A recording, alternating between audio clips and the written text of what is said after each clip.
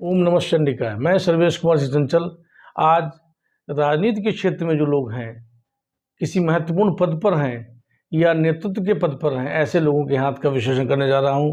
उनका एक मॉडल मैंने बनाया हुआ है हाथ का, जो कि हूबहू वैसे ही बना हुआ है, जिसमें हाथ का भारीपन और उंगलियों को सुडौलता स्पष्ट नजर आ रही है।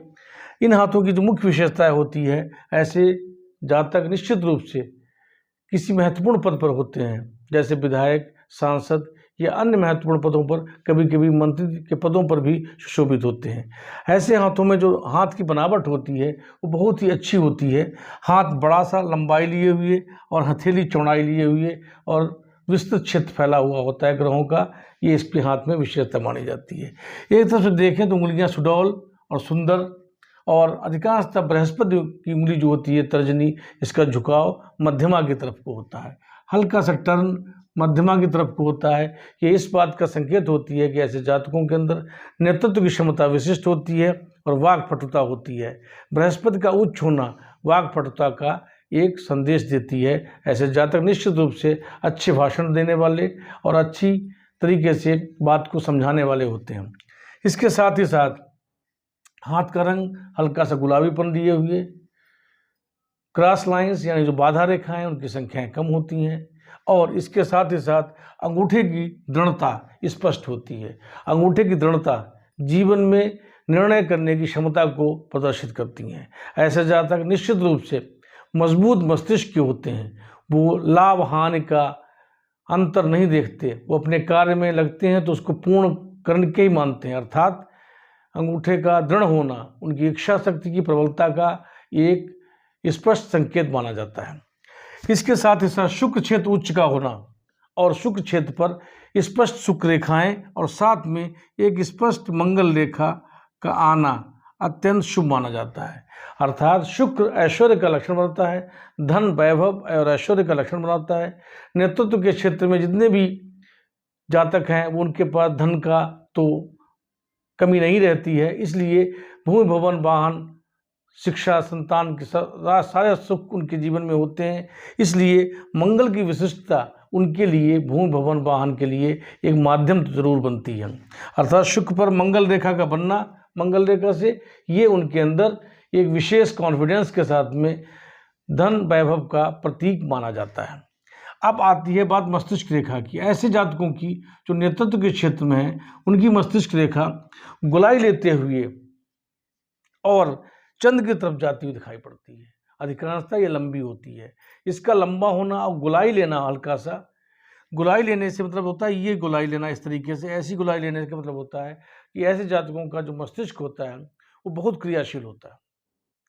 मस्तिष्क की क्रियाशीलता इतनी अधिक होती है कि उनको अपने कार्य में फैसले करने में बहुत ही शीघ्रता लेनी पड़ती है। साथ ही साथ एक चंद्र से प्रेरित होने की वजह से ऐसे लोग कल्पनाओं में यानी प्लानिंग्स को बहुत ही अधिक महत्व देते हैं। हर कार्य को करने के लिए एक प्लान बनाते हैं और उस प्लान के अकॉर्डिंग ही अपने कार्य को अंजाम देते हैं। अर्थात ऐसे जातक उच्च मस्तिष्क के वजह से मस्तिष्क रेखा की विशिष्टता को अधिक प्रभावित करते हैं। इसके साथ में और चीज़ों को देखा जाता है। हृदय रेखा स्पष्ट बृहस्पति पर जाती हुई दिखाई पड़ती है और ये निर्दोष होती है। अर्थात ऐसे लोगों के ऊपर किसी प्रकार का अनावश्यक दबाव नहीं महसूस होता है। और साथ ही साथ बुध क्षेत्र अत्यंत उच्च होता है। बुध क्षेत्र की उच्चता और कनिष्ठिका का लंबा होना या दृढ़ होना अत्यंत आवश्यक है। ऐसे में माना जाता है कि बुध क्षेत्र का उच्च होना ऐसे जातकों की मेमोरी को स्ट्रांग करता है। बुध की उंगली का मजबूत और दृढ़ होना उनके अंदर नेतृत्व की क्षमता को बढ़ाता है।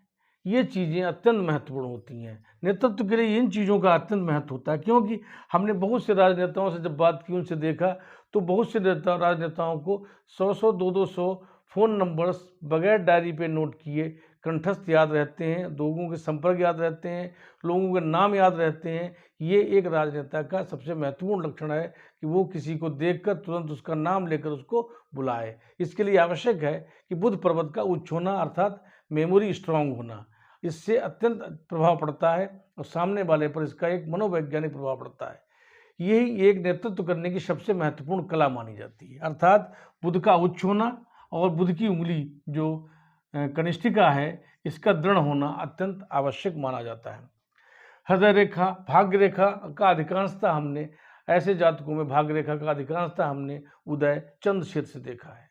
चंद्र क्षेत्र अर्थात यहाँ से चंद्र क्षेत्र से भाग्य रेखा का पहुँचना और चंद्र क्षेत्र पर ही मस्तिष्क रेखा का आना, ये एक बहुत महत्वपूर्ण कॉम्बिनेशन है। और इसके आने से ये माना जाता है कि ऐसे में जातकों का जो भाग्य है वो चंद्र से प्रभावित, यानी उनका जो योजनाओं से जुड़ा हुआ उनका भाग्य होता है, प्लानिंग से होता है, इसलिए वो हमेशा स्थायी रहता है। और इसका भाग्योदय का समय 27 से 32 वर्ष का माना जाता है, जहाँ पर राजनेता बनने का एक प्रमुख क्षेत्र होता है, एक समय होता है।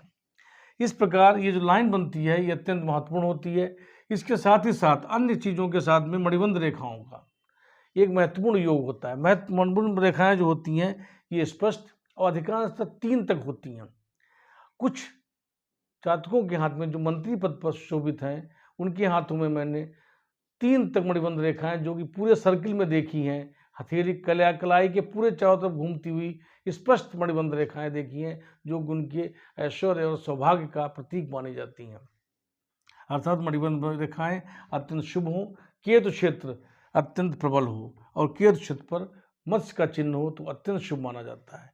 इस प्रकार हाथ में जो लक्षण होते हैं इनके साथ में जो ग्रह हैं, इसमें हमने बताया था 7 मुख्य ग्रह, बृहस्पति, शनि, सूर्य, बुध, मंगल, चंद्र, शुक्र, ये ग्रह जो हैं ये अत्यंत ही उच्च होते हैं और निर्दोष होते हैं। ये सब लक्षण अगर किसी व्यक्ति के हाथ में है तो उसके अंदर नेतृत्व करने की विशिष्ट क्षमता होगी। वो निश्चित भविष्य में कोई राजनेता बनेगा और अपने देश के में विशेष भूमिका निभाएगा। आपको आज का वीडियो अच्छा लगा हो तो आप हमारे व्हाट्सएप पर संपर्क करना चाहते हो संपर्क कर सकते हैं नीचे लिखे व्हाट्सएप पर। अगर वीडियो आपको अच्छा लगा हो तो आप लाइक करिए, सब्सक्राइब करिए, अपने फ्रेंड्स और फैमिली के साथ शेयर करिए। थैंक्स।